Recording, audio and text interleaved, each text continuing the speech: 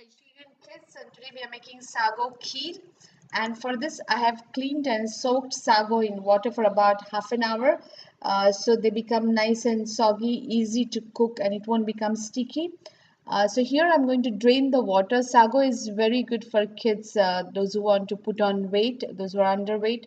This will help to put on weight. So this water is strained. Now I'm going to take it in a pot and add fresh water. Add double the quantity of water as much as sago is. So we cook in water for some time, for about 5 to 10 minutes, and then add sugar. Make sure you stir it because it's going to stick to the bottom of the pan. Add cashews or any dry fruits of your choice. Give it one boil, and when they are almost cooked, we are going to add milk and stir it. And this is very easy to make, and it helps to put on weight for kids, those who are underweight.